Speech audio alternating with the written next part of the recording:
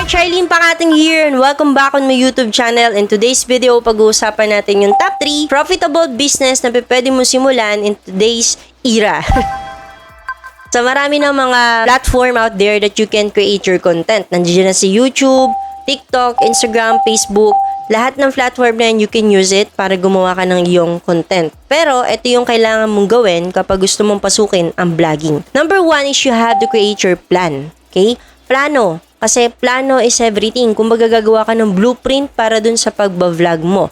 So, number 1, you have to input or indicate dyan sa pagpaplano mo is yung time frame. Are you doing it for long term? So, ibig sabihin, wala ka pang nilalagay dyan na end date. Hindi mo siya tatapusin lang ng 3 years, ganyan. Kasi, pag kami ganun ka, 2 years, 3 years, papasok lang yan sa short term na time frame. So, sa short term, papasok dito yung, okay, I just doing it for fun, to entertain others. Hindi mo siya pag-iisipan talaga na parang lahat na lang ng gagawin mo, you have to document, you have to vlog, you have to create content for that. So, ganun lang siya sa short term. Kasi, hindi mo naman siya gagamitin for other things. Sa long term, pwede kasi na gumagawa ka ng mga content just to educate yung mga followers mo. At the same time, para ma-market din yung business mo. So, if you're doing a business right now, pwede mong gamitin yung vlogging to market your business. Ganun yung pinagkaiba ng short term and long term. And that's the one thing you have to do kapag gagawa ka ng vlog. Okay? So, vlogging. Number 2 dun sa plano mo is yung niche. Alright, so specifically niche is yung topic. Pinakang main core ng channel. Kung may YouTube channel ka, ano ba yung mga tinuturo mo doon? Hindi kasi pwedeng lahat eh. Hindi siya pwedeng maging sari-sari store. Kasi in the first place, magugulo mo yung algorithm ng platform na yon. So, for example, you're doing your vlog sa YouTube. Tapos, ang ginagawa mo is halo-halo, kumbaga sari-sari store. Magugulo mo si YouTube to think, ano ba talaga yung ginagawang content nitong content creator na to? So, you have to think about your niche. So, sa niche, pwede kang pumasok sa health and wellness, pwede ka pumasok sa money, etc. etc. Pagka nag-iisip ka ng niche, dapat ito yung interested ka. You're happy to do it. Kasi yung pag-content creation, hindi siya once. Kailangan may pasok mo siya dun sa everyday routine mo eh. Kasi kailangan alamin time frame. Number 2 is alam mo yung niche mo. So, the number 3, alamin mo, pagdating dun sa pagpaplano mo, is yung platform. Ano ba yung mga platform na dapat mong gamitin? So, nabanggit ko na to kanina. Diyan na si YouTube, TikTok, Instagram, Facebook. So, this is the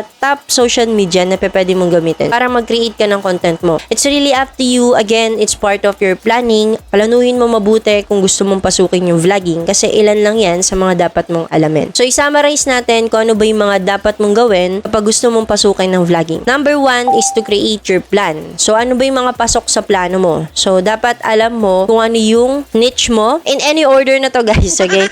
Ano ba yung niche mo? And number 2, ano ba yung mga platform na gagamitin mo? And number 3, gagawin mo ba ito for long term or short term? Kahit 1 people lang yung manood ng video na yon and malaki na itulong mo sa tao na yun, that's self-fulfillment na sa'yo. By the way, bago ko sabihin ko ano yung number 2, abangan mo yung number 3 kasi dun ko unang kinita yung 6-digit na sale ko online. So, abangan mo yung number 3, okay? So, number 2 naman is selling a digital products. Yes, digital, hindi lang basta online. Digital is, pwede kang magbenta ng mga e-books, pwede naman na magbenta ka ng mentorship, pwede rin na magbenta ka ng, sinasabi natin, mga online courses. So, no, like me, I have online courses. So, if you want to visit, punta ka lang sa website ko, www.cbpdigitalmarketingservices.com. So, puntahan mo yun, tapos makikita mo na dun yung mga courses ko.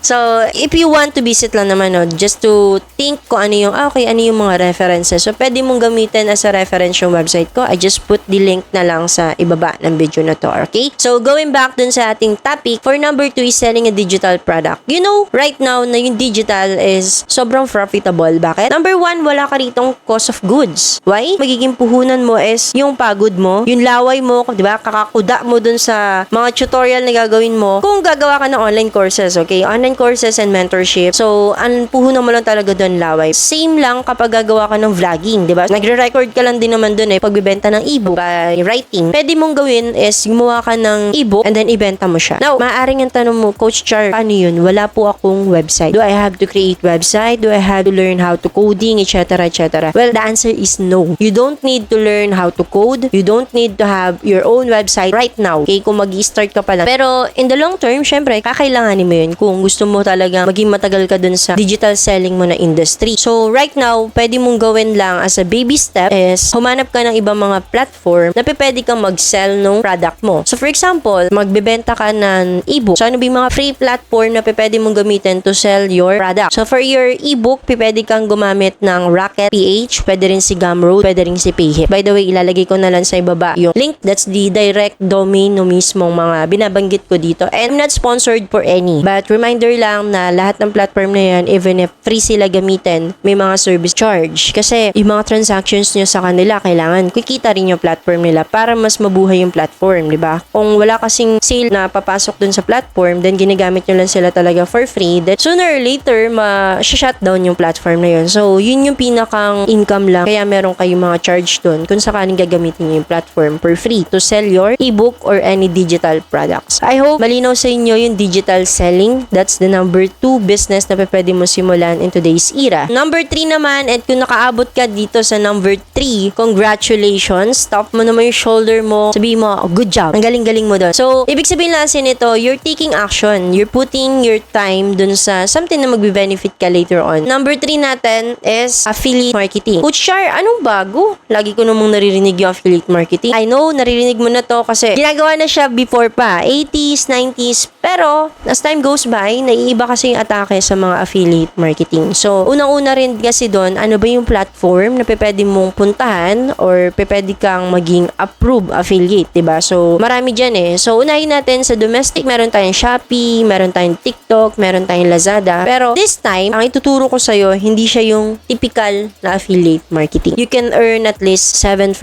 You can earn up to 50%. So, it's really up to you how you will take action. Dito siya ipapakita ko. Okay? So, sa affiliate marketing na to, pwede kang makapagbenta ng mga evergreen product. Ano ba yung mga evergreen product na yan, Coach Char? So, pag sinabi kasi natin evergreen, from the term itself, evergreen. So, ibig sabihin, hindi nalalaos yung product na yun. So, ano ba yung mga product na hindi nalalaos? So, first, ginagamit ng tao. Diba? Maraming ginagamit ng tao. So, bigay na lang tayo ng sample, vitamins. Diba? Mga supplements. So, maraming mga tao na gustong mag-take ng mga ganyan, mga supplements. Sila, yung magiging tinatawag nating mga target nyo or mga hungry buyers nyo for this. But, the good thing kasi sa affiliate marketing is hindi ito yung ikaw yung magagawa ng product mo, mag-iisip ng product mo. Pagka naubos, pagka hindi na trending, di ba? Okay, anong product yung next? Ganyan. So, since you're doing affiliate marketing, that means meron na pong existing vendor. Okay? Meron na existing na gumawa ng product na yun.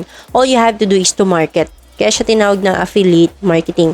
You will do a marketing para dun sa product na yon. Then once na may bumili dun sa product na yon, you will gain a commission. But this time, we're talking about a higher percentage of commission. So, 7%, mababa siya kung titingnan mo, but it depends kasi kung gaano ba kamahal yung pinakang principal amount, yung SRP nun. So, for example, you're selling a product amounting of, sabihin na natin na 1,699, then you just earn 7%. So, roughly, meron ka ng mga 250 pesos nun? I think, sir, calculate mo na lang, hindi ako magaling sa math, pero roughly mga ganun, 250 pesos. Compare mo naman yun sa 17 pesos na makukuha mo kapag nasa TikTok ka, diba, or any platform na nasa domestic, especially for this na nasa Philippines ka, diba? So, 250 pesos, then one product lang yun. But this time, sa tinuturo ko sa'yo na affiliate marketing, this is a rev share affiliate marketing. So, revenue sharing. Hindi lang siya yung basta na affiliate marketing. You will gain your commission for 7%, ganyan. So, hindi siya ganun. So, this affiliate marketing is particularly for revenue sharing. So, when in terms of product, marami talagang ibibigay sa'yo yung vendor. So, if you're really excited na simulan yung sinasabi ko sa'yo, go ahead, i-click mo yung link sa ibaba ng video na to, and then gumawa ka ng free account. Okay? Free account to. Coach Char, after ba nitong free account na to, what the next thing to do? Dun sa free account na yon, may mga free courses ka dun na ma-access. Then, may guide din dun if you want to level up your affiliate marketing journey. Alright?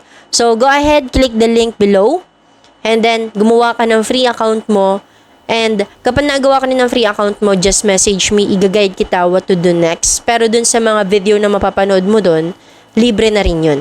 Okay?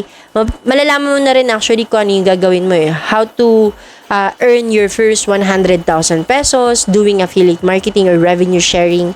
Revenue sharing, this is the number one revenue sharing here in the Philippines. You can start it for free, so go ahead, click the link below and then register ka for free to start your affiliate marketing, and you can learn how you can start earning 100,000 pesos. So once again, this is Coach Ernie Pakatang. If you like this video, please don't forget to hit the like, subscribe, and comment ka na rin kung ano yung gusto mo specific dito sa video na to. And don't forget to hit the notification bell para manonotify ka every time na mag-upload ako ng bagong videos.